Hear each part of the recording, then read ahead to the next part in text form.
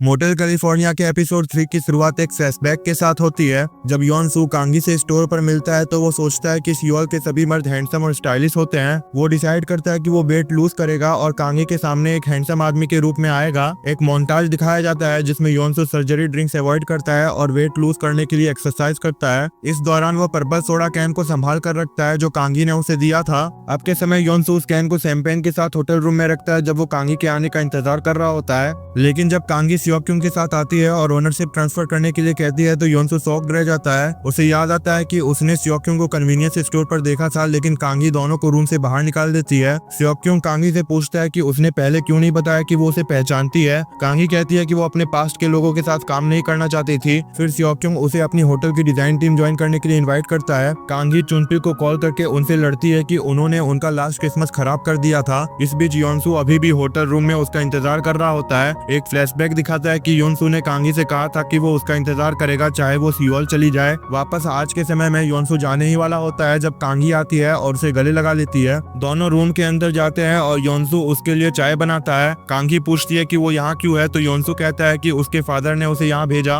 वो कहता है वो रेडी है किसी भी चीज के लिए। फिर वो कांगी को एक नेकलेस गिफ्ट करता है। जब कांगी गर्लफ्रेंड का टॉपिक उठाती है तो योनसू याद दिलाता है कि उसने उसका इंतजार करने का वादा किया था। योनसू कांगी की तरफ झुक रहा होता है लेकिन उसका फोन बजता है। उसकी माँ का कॉल आता है। जब वो कॉल लेता है कांगी को अपने गांव के लोग याद आते हैं जो उस पर टिप्पणी करते थे, इंक्लूडिंग युनसू की माँ। जब युनसू वापस आता है कांगी कहती है कि उसे याद आया क्यों उसने गांव छोड़ा था और क्यों उनका रिलेशनशिप काम नहीं करेगा। युनसू कहता है कि अगर वो अब गई तो वो फिर उसका इंतजार नहीं करेगा। कांगी मान जाती है और कहती है कि ये उनकी पहली मोहब्बत का अंत है। एक आखिरी नजर डालकर वो रूम से चली जाती है। युनसू पुलिस स्टेशन पहुंचता है जहाँ उसकी माँ और उसके हस्बैंड एक कोमोमोशन के बाद ले जाए जाते हैं। उसकी माँ उसे कहती है कि वो कुछ वक्त और उसके साथ रहना चाहती है। न्यू ईयर आता और चला जाता है। कांगी सियोक्यूंग और जंगू से मिलती है और उनके साथ काम करने का डिसाइड करती है, लेकिन वो हैरान हो जाती है जब उसे पता चलता है कि सियोक्यूंग उससे मोटर्स पर काम करवाना चाहता है, होटल्स पर नहीं। एक फ्लैशबैक दिखाता है कि यंग कांगी अपने फादर से कहती है कि स्कूल के बच्चे उसे दोस्ती नहीं करते क्योंकि वो एक मोटल में रहती है। कांगी अपनी एम्बेरसमेंट डिस्क्राइब करती है और जॉब लेने से मना कर देती है। रात को कांगी के अकाउंट में 50 मिलियन वॉन का डिपॉजिट होता है। जब वो अपने गोसीवॉन के बाहर जाती है तो एस्थर उसे इंतजार करती मिलती है। गाँव में हानवू के फादर हानवू से गुस्सा है कि उसने एक बड़ा जॉब छोड़ दिया और अब फार्म पर काम कर रहा है। चुनपिल उसे समझाता है कि अपना बच्चा अपने पास होना कितना अच्छा है। कहीं और योनसू रियलाइज करता है कि उसकी माँ सुनजा उसके ग्रैंडफादर का हॉस्पिटल बेच रही है। वो बायर्स के पास जाकर उन्हें बताता है कि वो हॉस्पिटल नहीं बेचेगा। जब बायर्स चले जाते हैं योनसू अपनी माँ सुनजा को याद दिलाता है कि उसने अपने ग्रैंडफादर से वादा किया था कि वो हॉस्पिटल का ध्यान रखेगा। जब वो रियलाइज करता है कि सुनजा और उनके हस्बैंड ने मेडिटेरेनियन ट्रिप पर काफी पैसे खर्चे तो वो उन्हें कहता है कि वो बस उसके घर पर रह ले और वो खुद कहीं और शिफ्ट हो जाएगा। योनसू अपने बैग्स लेकर मोटल पहुंचता है और एक रूम ले लेता है। जल्दी ही हानवू भी मोटल में आकर रहने लगता है। योनसू हानवू और सियोंग यून चुनपिल के साथ वक्त बिताते हैं और कांगी से अपने अलग होने पर बात करते हैं।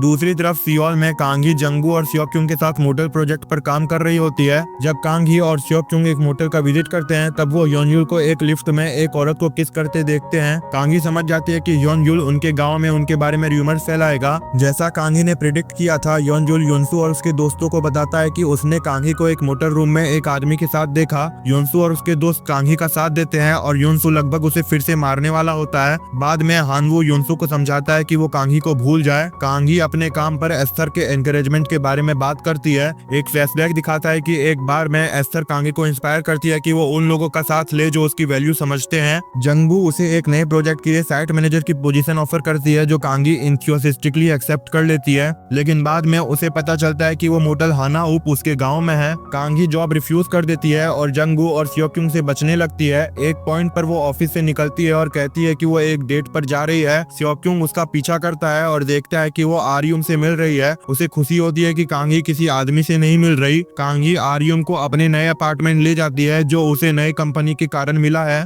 वो ये भी कहती है कि वो HGPJ स्टार्टअप की फाउंडिंग मेंबर है जो जंगू सियोक्यूंग और एस्थर के साथ शुरू किया गया था। सियोक्यूंग गिफ्ट्स लेकर कांगी के अपार्टमेंट आता है लेकिन कांगी उसे दूर कर देती है। आर्युम पॉइंट करती है कि सियोक्यूंग क्लियरली कांगी को रोमांटिक वे में लाइक करता है। फिर वो मेंशन करती है कि योनसू एक स्कूल जूनियर के साथ डेट कर रहा है और वो दोनों शादी करने के करीब है। ये सुनकर कांगी काफी डिसहर्टेंड फील करती है। हाना उप में नानवू योनसू को कन्विंस करती है कि वो उसे ड्राइविंग सिखाए, लेकिन एक सिचुएशन में जब एक कार उनकी तरफ आती है नानवू घबरा जाती है और दोनों कार्स को सडनली स्टॉप करना पड़ता है। नानवू फ्रीज हो जाती है और योनसू को उसे ड्राइवर सीट से उठाना पड़ता है। तभी दूसरी कार से सियो क्योंग और कांगी बाहर निकलते हैं। कांगी योनसू की तरफ देखती है, स्माइल करती है और फिर पलट कर चले जाती है एक हार्ट ब्रेकिंग एक्सप्रेशन के साथ। इसी सीन के साथ मोटल कैलिफोर्निया एपिसोड 3 का अंत होता है। एपिसोड 2 का रिकैप देखने के लिए वीडियो के लेफ्ट साइड क्लिक करें। वीडियो पसंद आया हो तो लाइक करें, चैनल पर नए हो तो सब्सक्राइब करें। Thank you so much for watching.